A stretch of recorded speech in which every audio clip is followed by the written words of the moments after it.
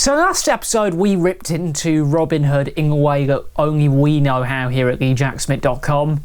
A full-on rant that we didn't really get to do when the film came out initially, but early this year, in fact, about a month ago as I filmed this, there was another film that got on my gears, and it just happened to be the opener for this year's birthday marathon. Naturally, we have to give it the same treatment. Fire up that ident, folks.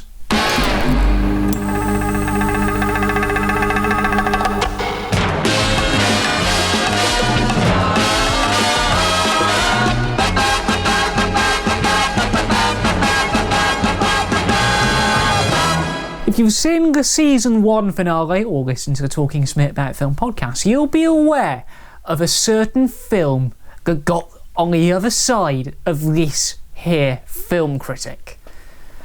So I thought long and hard about that film, and then I decided it's about time we gave it the ripping apart on the journal that it deserves.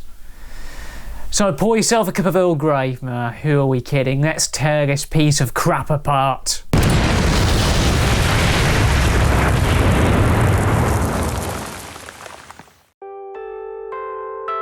The Queen's Corgi is a Belgian animated film. Yes, really.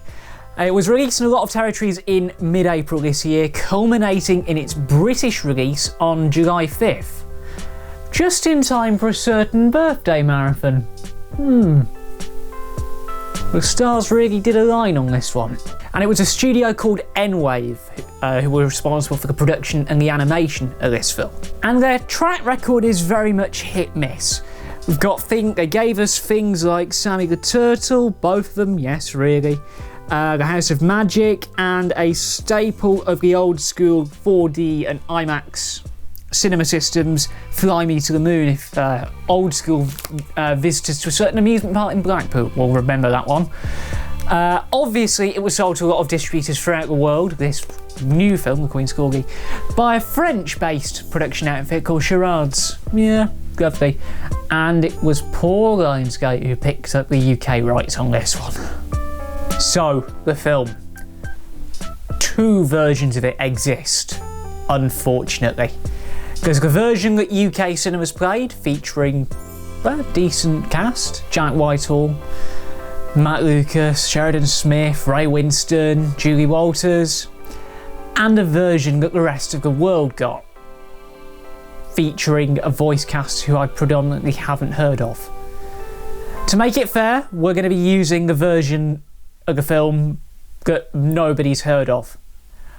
But the dubbing job that they did for the British version was awful. And we're going to show you how bad that dub was.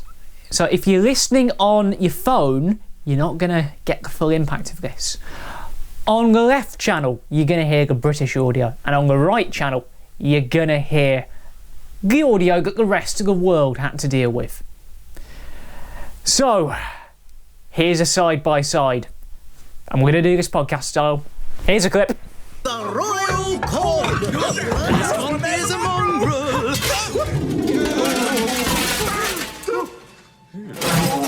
Someone give me a hand! You already have one!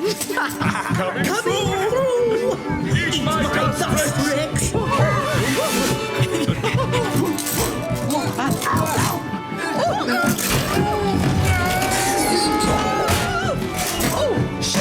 Manners, will you?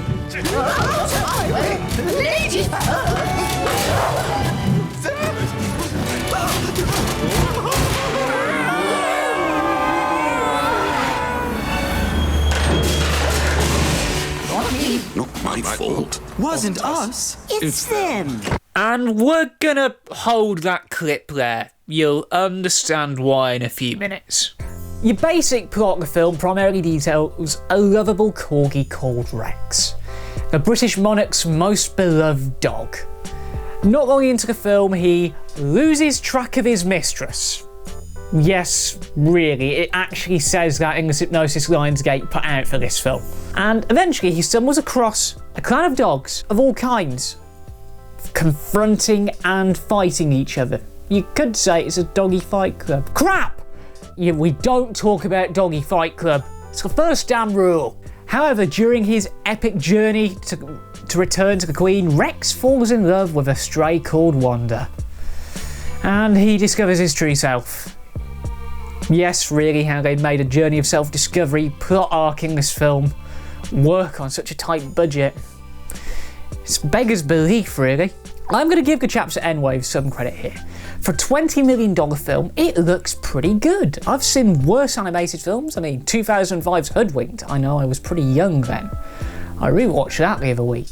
God, the texture on that looked horrid. But for a 2019 film, to make an animated film look that good for 20 million, it ain't DreamWorks levels of quality, it ain't even Pixar levels of quality.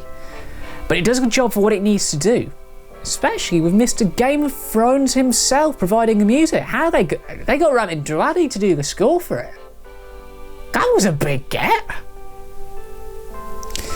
But that's about as much as I can say on the technical front.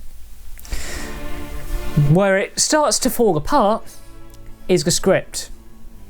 And it's written by the duo who brought us Romeo and Juliet. Yes, this is actually written by Rob Sprackling and Johnny Smith, the guys who not only brought us Romeo and Juliet, but also its sequel, Sherlock Gnomes. It's a weird script, don't get me wrong, full of innuendo, but the one issue I have, it's with the Mitzi character. Just look at this! Take me, stud muffin. Ooh, what are you waiting for? Come and join me. Please get off of me. I need to go for a royal wee. Make rabbit tuition. Oh, hush, little puppy. I'm getting hotter. I can feel it. In more ways than one. And somehow this film got a PG certificate from the BBFC. How the hell did that happen? And then it has the nerve to do a joke about Fight Club. Yes, an 18 certificate film. They even have, like, full-on dogfighting at points. This film makes absolutely no sense at all. But that script wasn't the only issue I had with it. What made this film particularly insane was a series of jokes about, well... Here we are. How nice to see you, Mr. President. Fantastic little place you got here, Liz. An honor to meet you, ma'am. Royal selfie, cheesesteak. Now, we're not gonna go full political for very, very obvious reasons, but who the hell wrote Donald Trump into a PG certificate kids film? Us Brits got the full experience because we had John Culshaw, the man of 1,000 voices, do the voice for the character as well. They got Deborah Stevenson to do Melania. What? It doesn't stop there either. There is a totally legally distinct bottle of Cov Fefe Cola, which, may I add, they didn't get permission from Coca-Cola to feature. There wasn't even a single acknowledgement in the credits. And then, just when you thought this film couldn't get crazy with its Donald Trump references. All right then, Mitzi. Grab some puppy. All right, then. What the That one line alone makes the legendary For the Wrong Reasons Zen Place moment from Showdown like a tame piece of filmmaking. This is unfortunately where the film peaks, as directors Ben Stassen and Vincent Kesterloot failed to make this 90-minute film entertaining, something which a kids' film is meant to do. And sure, while this is a blatant parody at points, this film has a lot of identity issues going into its second act. 1 minute it's adventure, the next it's romance, get a full-on recreation of the Fight Club, then back to adventure, more romance, and then boom, credits. I don't get this film at all.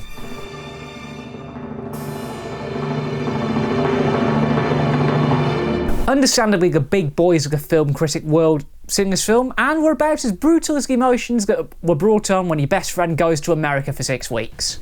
Because yes, it really was that bad. The Sun hated this film. Although, let's be honest, who really takes the Sun seriously these days? Kermode hated the film. Then there's a joke in which he says to his dog, "Oh, you know, go and grab some puppy," which is a sort of an off-colour reference to something that was said on the Access Hollywood tape. And then there's jokes about Fight Club. Fight Club, which, if you remember, when it came out, was an 18 certificate movie which was cut in UK cinemas to get an 18 certificate. Who on earth is this film aimed at? I'm seriously staggered by. So you're doing Fight Club jokes and Donald Trump gropey jokes, and what should we? I do not understand what the target audience for this is. Even review sites that are run by parents hated the film too, and not just because of the Trump jokes, just because of the quality of this thing.